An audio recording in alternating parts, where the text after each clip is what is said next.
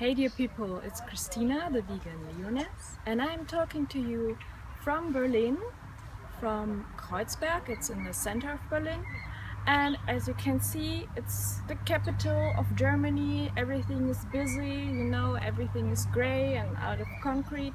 No, of course not. I have a beautiful park next to my apartment and a beautiful pond in the middle of the park and all sort of wildlife going on. Well, it's not too wild actually, because the animals, they like to be fed by humans. Okay, so today I have an incredible story for you about Little Tyke, the true story of gentle vegetarian Lioness.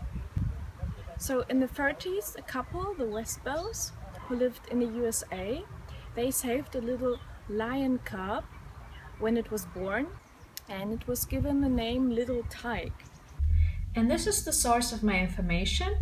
It's a book by George H. Westbow, who saved the little lion cub.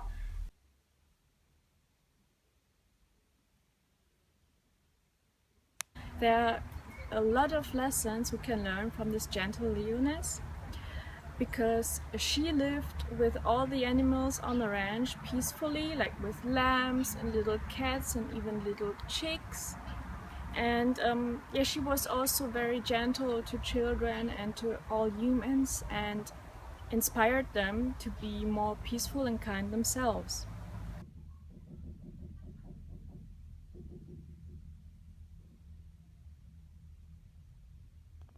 But what I would like to talk about in particular here in this video is on the nutritional side of her story, because yes, she was a vegetarian. From her very first days, she refused to eat any meat and any bones that she was given. And actually, the Westbows, they were desperate. The doctors told them that Little Tyke has to eat meat because she would need the nutrients taurine from it, and otherwise she would have severe health issues and would eventually go blind. So in their desperation, they offered $1,000 to everyone who would come up with a formula to feed meat to Little Tyke.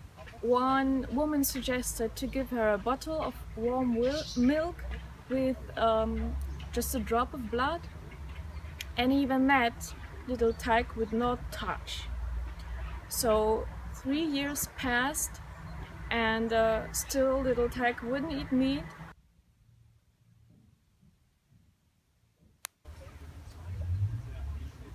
But in the meanwhile, Little Tyke grew up to be a full-grown Lioness of 350 pounds. Imagine that.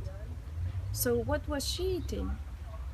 She was eating various grains that were particularly chosen for their high protein and fat content, and also a couple of gallons of milk and 2 eggs a day.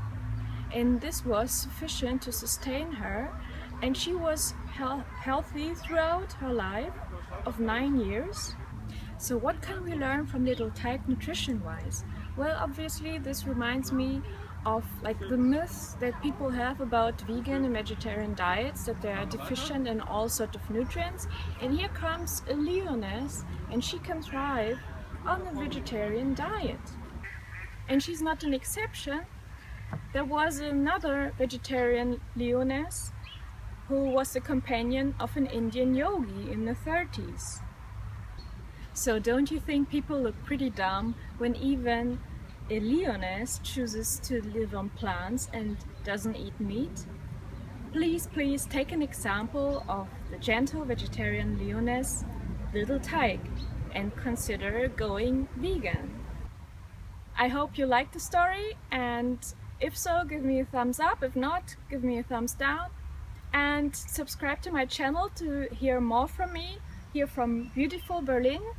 And see you next time. Bye bye.